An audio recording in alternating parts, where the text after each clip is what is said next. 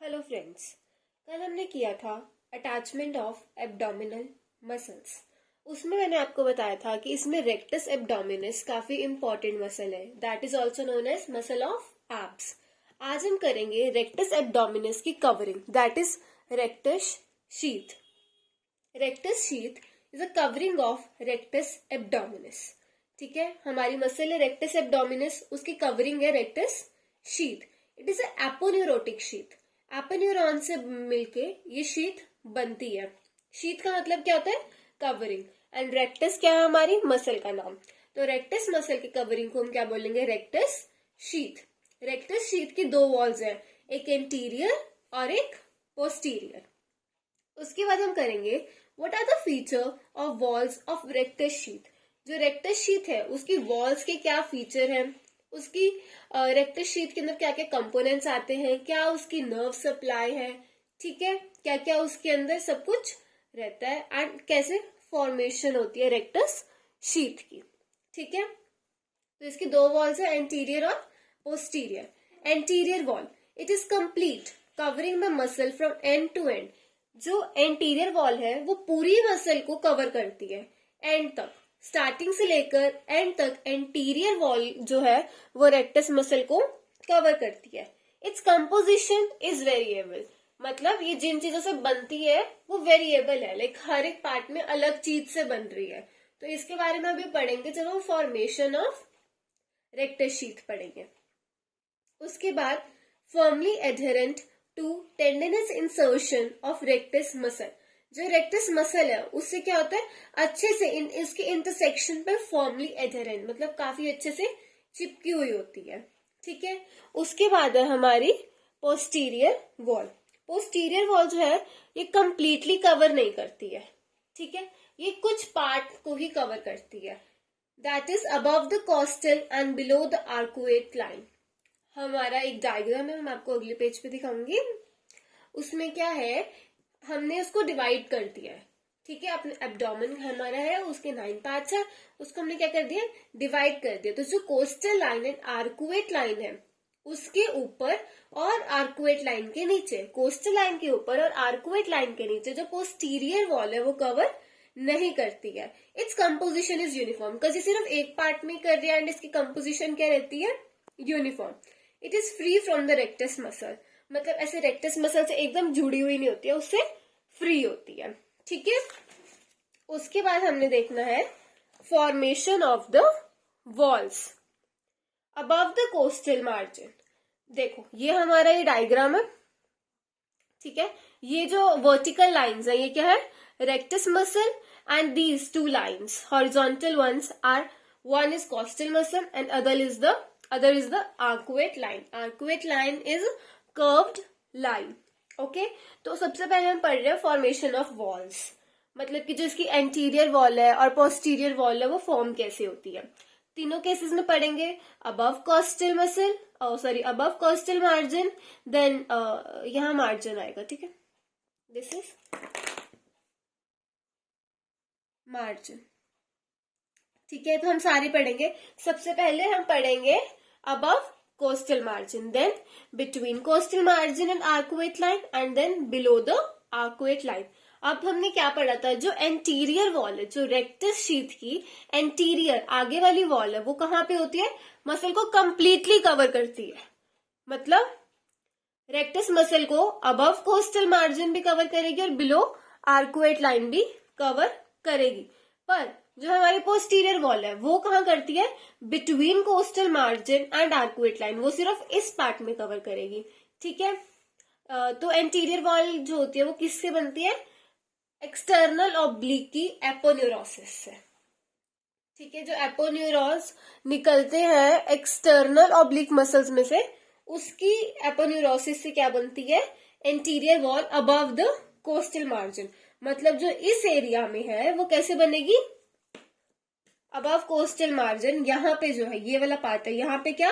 Anterior wall जो है कैसे बनेगी?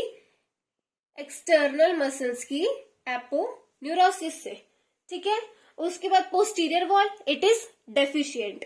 पोस्टीरियर वॉल होती ही नहीं है अबव कोस्टल मार्जिन। ठीक है, the rectus muscle rests directly on the 5th, 6th and 7th costal cartilage.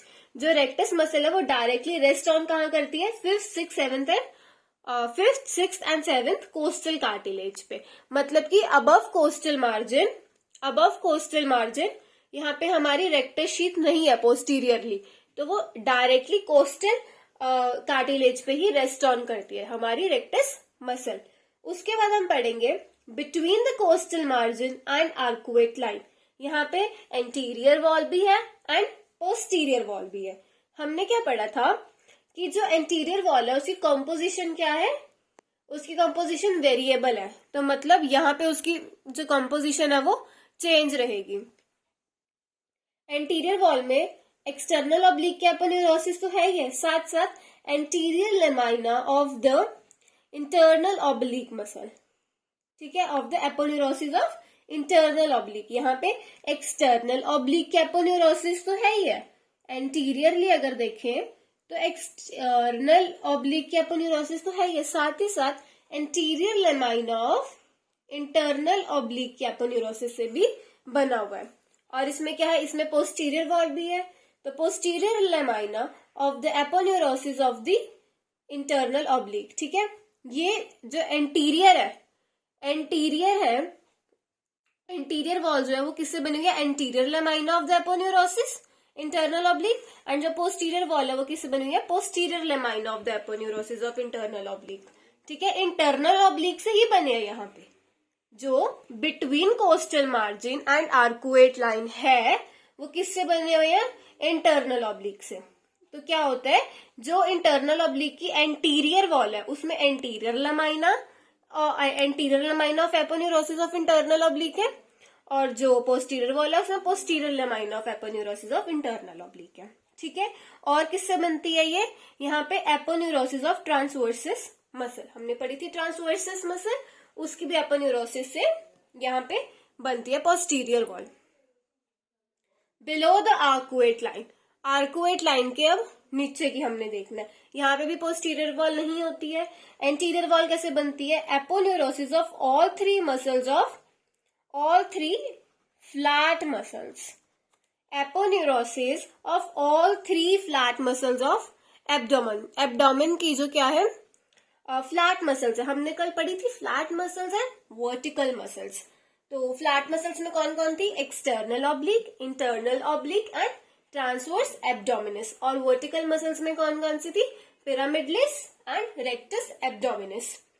तो यहाँ पे क्या बनता है? एंटीरियर वॉल जो है वो बनती है aponeurosis of all three flat muscles, मतलब external oblique, internal oblique and transverse abdominis की एपोन्यूरोसिस से, मसल से नहीं, एपोन्यूरोसिस से। तो हम यहाँ जो बिलो द आर्कुएट लाइन क्या होते हैं? जो इंटरनल ऑब्लिक मसल का एपोन्यूरोसिस है, और ट्रांसवर्स मसल का एपोन्यूरोसिस है, वो कहते हैं फ्यूज हो जाते हैं, जबकि जो एक्सटर्नल ऑब्लिक रहती है वो अलग ही रहती है। इसमें पोस्टीरियर वॉल तो होती नहीं है, it is deficient. The rectus muscles rest on the fascia transversalis. ये कहाँ पे रेस्ट करती है? फेशिया ट्रांसवर्सेलिस पे, ठीक है। ये सबसे इंपॉर्टेंट चीज है इसमें, फॉर्मेशन ऑफ द वॉल्स, कि अबव कॉस्टल मार्जिन क्या होता है? हमने ये पढ़ा है कि जो हमारी एंटीरियर वॉल है उसकी क्या रहती है? कांस्टेंट नहीं रहती है, ठीक है, इट इज वेरिएबल। तो वेरिएबल है तो मतलब अबव कॉस्टल मार्जिन यहाँ पे वो एक्सटर्नल ऑब्लिक की एपोन्यूरोसिस से बनती है, यहाँ पे एक्सटर्नल ऑब्लिक की एपोन्यूरोसिस तो है ही है, साथ में anterior lamina of internal oblique भी है, और पोस्टीरियर हमारी सिर्फ इसी पार्ट में between costal margin and the arcuate line. तो यहाँ पे किससे बनती है? Posterior lamina of internal oblique and aponeurosis of transversus muscle. उसके बाद हमने पढ़ा बिलो द आर्कुएट लाइन, यहाँ पे क्या बनते हैं? जो एंटीरियर वॉल है हमारी, वो हमारी जो एब्डोमेन की 3 फ्लैट मसल्स है उसके एपोन्यूरोसिस से बनती है, that is external oblique, internal oblique and transverse abdominis की एपोन्यूरोसिस से। उसके बाद पोस्टीरियर वॉल यहाँ पे नहीं होती है। जो हमारी रेक्टस मसल है वो डायरेक्टली रेस्ट करती है फेशिया ट्रांसवर्सेलिस पे, ठीक है। यहाँ तक क्लियर है? आई होप यहाँ तक क्लियर है। कस देखो हमने सिर्फ यही पढ़ा है अभी तक कि it is a covering of rectus abdominis. हम एक बार दोबारा इसको रिकॉल कर लेंगे वीडियो के एंड में, ठीक है। उसके बाद हम देखते हैं contents of rectus sheath. Rectus sheath में क्या क्या पड़ा रहता है। अब रेक्टस शीथ क्या है, रेक्टस मसल की कवरिंग है, तो ऑब्वियसली इसमें रेक्टस मसल तो होगी ही होगी। तो लेट्स स्टडी अबाउट इट। सबसे पहले हम पढ़ेंगे मसल्स, कौन कौन सी मसल्स रेक्टस शीथ में होती है। The rectus abdominis is the cheap and the largest content. Rectus sheath नाम से ही क्लियर है कि रेक्टस मसल की ही कवरिंग है, तो जो रेक्टस एब्डोमिनस है वो ही सबसे ज्यादा क्या होगा, इसका चीफ कंटेंट, कि रेक्टस एब्डोमिनस तो होगा ही होगा ना। और उसके बाद क्या, तो pyramidalis, if it is present it lies in the front of lower part of the rectus abdominis. Rectus abdominis के lower part, lower front part में पिरामिडलिस रहता है अगर प्रेजेंट है तो। उसके बाद है आर्टरीज, कौन कौन सी आर्टरीज आती है रेक्टस शीथ के अंदर। The superior epigastric artery enters the sheath by passing between the coastal and the xiphoid origins of the diaphragm। कौन सी है, सुपीरियर एपिगैस्ट्रिक आर्टरी। आर्टरीज में कौन सी है, सुपीरियर एपिगैस्ट्रिक आर्टरी। एंटर कहाँ करती है, शीथ में एंटर कहां से करती है, by passing between costal and the xiphoid region of the diaphragm. Diaphragm का जहां पे कोस्टल और जाइफाइड रीजन है। हमने कल diaphragm last to last video में हमने डायफ्राम पढ़ा था, उसका हमने ओरिजिन पढ़ा था। तो जहां से उसका कोस्टल और जाइफाइड ओरिजिन है वहां से ये शीथ में एंटर करती है, क्या, सुपीरियर एपिगैस्ट्रिक आर्टरी। उसके बाद है the inferior epigastric artery.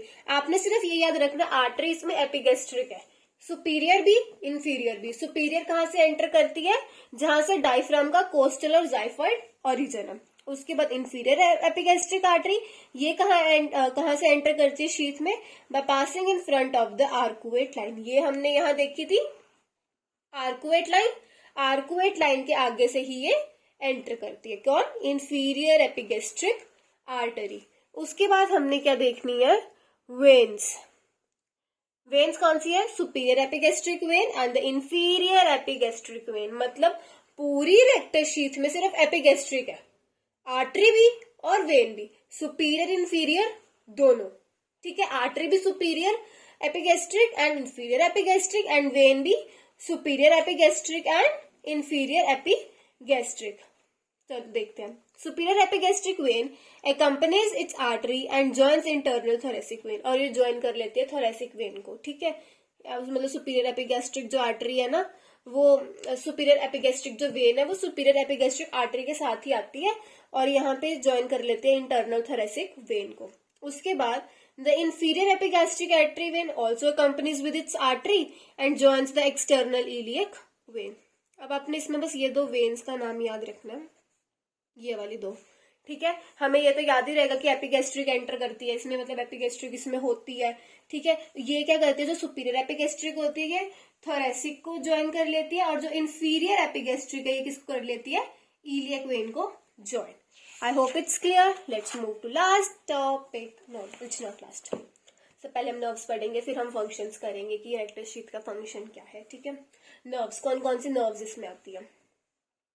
These are the terminal parts of the lower 6 thoracic nerves, including the lower 5 intercostal nerves and the subcostal nerves। इसमें कौन कौन सी nerves आती है, lower 6 thoracic nerves कौन सी है, T7 to T12, ठीक है। Including the lower 5 intercostal nerves, intercostal nerves भी आते हैं इसमें लोअर 5, और सब कोस्टल नर्व्स भी। कोस्टल मतलब इसमें ऑलमोस्ट सारी नीचे वाली लगा लो कि सब कोस्टल भी और लोअर 5 भी, ठीक है। अब हम लास्ट टॉपिक कर रहे हैं, functions of rectus sheath. It maintains the strength of anterior abdominal wall. Strength को मेंटेन करता है, कज ये कवरिंग है तो इससे स्ट्रेंथ प्रोवाइड होती है इंटीरियर एब्डोमिनल वॉल को, मतलब जो आगे की है हमारी इंटीरियर एब्डोमिनल वॉल, ठीक है। और क्या करते हैं, it checks upon the rectus muscle during its contraction and increase the efficiency of the muscle. और ये मसल की एफिशिएंसी को भी बढ़ा देती है। एंड रेक्टस जो एब्डोमिनस है वो कौन सी मसल है, मसल ऑफ एब्स, उससे हमारे एब्स बनते हैं, ठीक है। एक बारी सारा वो कर लेते हैं, रिवाइज कर लेते हैं जो आज हमने किया। रेक्टस शीथ क्या होती है, इंट्रोडक्शन, कवरिंग है रेक्टस एब्डोमिनस की, एपोन्यूरोटिक शीथ है, एपोन्यूरोसिस से बनती है। 2 वॉल्स है, एंटीरियर पोस्टीरियर। फीचर्स क्या है दोनों वॉल्स के? एंटीरियर वॉल क्या है, कंप्लीटली उसको कवर करती है हमारी रेक्टस एब्डोमिनस को। इसकी कंपोजिशन वेरिएबल है। ये बात अब आपको समझ आ गई होगी वेरिएबल कैसे है, कि अबव कोस्टल मार्जिन अलग है, कोस्टल मार्जिन और आर्कुएट लाइन के बीच में अलग चीज से बन रही है, और बिलो आर्कुएट लाइन ये अलग चीज से बन रही है। ठीक है, फॉर्मली एडहेरेंट होती है, एकदम अच्छे से उसके साथ जुड़ी रहती है रेक्टस एब्डोमिनस के साथ, मसल के साथ। हमारी जो पोस्टीरियर है वो पूरा कंप्लीटली कवर नहीं करती है, वो सिर्फ between costal margin and arcuate line he cover करती है। उसके ऊपर मसल कोस्टल कार्टिलेज पे ही रेस्ट करती है। ठीक है, और इट्स कंपोजिशन इज यूनिफॉर्म, क्योंकि एक ही जगह पे है, सिर्फ between costal margin and arcuate line, तो इसकी कंपोजिशन क्या रहती है, वेरिएबल। और ये रेक्टस मसल से फ्री होती है, उससे ऐसे एकदम इतनी ज्यादा जुड़ी नहीं रहती है। ठीक है, उसके बाद हमने की function of walls, formation of walls की फॉर्म कैसे होती है अबव द कोस्टल, है ना।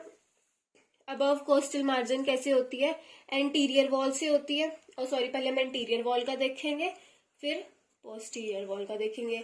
एंटीरियर वॉल में क्या होता है, एक्सटर्नल ऑब्लिक की एपोन्यूरोसिस से बनती है। पोस्टीरियर में क्या होता है, डेफिशिएंट होती है। तो जो रेक्टस मसल है वो डायरेक्टली किस पे करता है, कोस्टल कार्टिलेज पे रेस्ट ऑन करता है। कोस्टल मार्जिन और आर्कुएट लाइन के बीच में जो एंटीरियर वॉल होती है उसमें एक्सटर्नल ऑब्लिक की एपोन्यूरोसिस तो हो ही रही होती है, साथ साथ anterior lamina of aponeurosis of internal oblique भी हो जाता है। ऐसे जो पोस्टीरियर वाला उसमें क्या देगा, पोस्टीरियर लेमाइना हो जाएगा, aponeurosis of internal oblique and aponeurosis of transversus muscle. इसमें एक ही मसल इंपॉर्टेंट है, ट्रांसवर्सस मसल। ठीक है, उसके बाद हमने करा कि आर्कुएट लाइन के नीचे कैसे होता है, एंटीरियर वॉल में कैसे होता है, aponeurosis of all 3 flat muscles. Flat muscles हमने कल पढ़ी थी कि एक्सटर्नल ऑब्लिक, इंटरनल ऑब्लिक और ट्रांसवर्स एब्डोमिनस होता है, इनके एपोन्यूरोसिस से होता है। पोस्टीरियर वॉल में क्या होता है, डेफिशिएंट होता ही नहीं है। तो जो मसल होती है वो डायरेक्टली किस पे रेस्ट ऑन करती है, फेशिया ट्रांसवर्सैलिस। एक ये चीज इंपॉर्टेंट है इसमें। ठीक है, कंटेंट्स क्या है इसके, इसमें मसल्स पड़ी रहती है, रेक्टस एब्डोमिनस और पिरामिडलिस। आर्टरीज रहती है, सुपीरियर एपिगैस्ट्रिक और इंफीरियर एपिगैस्ट्रिक। इसकी एंट्री हमने देख ही लिया कहाँ से होती है। वेन्स रहती हैं, सुपीरियर एपिगैस्ट्रिक और इंफीरियर एपिगैस्ट्रिक वेन। ये अपनी अपनी आर्टरीज के साथ ही आती हैं और किसी और वेन को ज्वाइन कर लेती हैं। जो सुपीरियर है वो थोरेसिक वेन को ज्वाइन कर लेती है, जो इंफीरियर एपिगैस्ट्रिक वेन है वो इलियक वेन को ज्वाइन कर लेती है। नर्व्स कौन कौन सी है इसमें, लोअर 6 थोरेसिक नर्व्स है, T7 to T12, और लोअर 5 इंटरकोस्टल नर्व्स है, लोअर 5 इंटरकोस्टल नर्व्स है और सबकोस्टल नर्व्स है। ठीक है, फंक्शंस कौन से हैं, मेंटेन करता है स्ट्रेंथ को एंटीरियर एब्डोमिनल वॉल की, और कॉन्ट्रैक्शन चेक करता है, कॉन्ट्रैक्शन के टाइम उस पर चेक रखता है ताकि वो एफिशिएंसी को बढ़ा सके मसल की। ठीक है, I hope it's clear. And एक इम्पॉर्टेंट न्यूज है, अगर आपको नोट्स चाहिए इसके तो उसका आपको टेलीग्राम ग्रुप पे मिल जाएंगे, उसका लिंक डिस्क्रिप्शन बॉक्स में आपको मिल जाएगा। ठीक है, I hope you like the video, thank you so much for your support, please keep liking, subscribing and sharing, thank you so much, bye bye.